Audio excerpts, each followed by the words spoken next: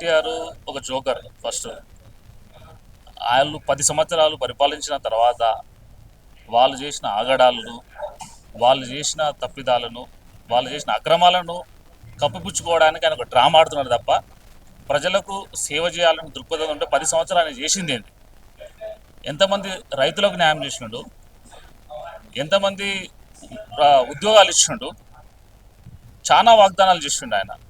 దళితులను ముఖ్యమంత్రి కూడా చేస్తున్నాడు, ముస్లిమ్స్కు 12% రిజర్వేషన్ ఇస్తున్నాడు. ఇవన్నీ వాగ్దానాలు ఎక్కడ పోయినాయని ఏమి పని లేకుండా ఇప్పుడు అన్ఎంప్లాయ్గా ఉండి పనిచేసే సీఎం రేవంత్ అన్నని ఆయన టార్గెట్ చేయడం అనేది ఆశాస్పదం. ఏదైనా రేవంత్ అన్న సూటిగా ప్రతి ఒక్కరికి సవాలు విసిరినాడు. మేము 18 నెలల్లో చేసిన అభివృద్ధి ఏందనేది 100% ప్రజలకు వివరించినాము.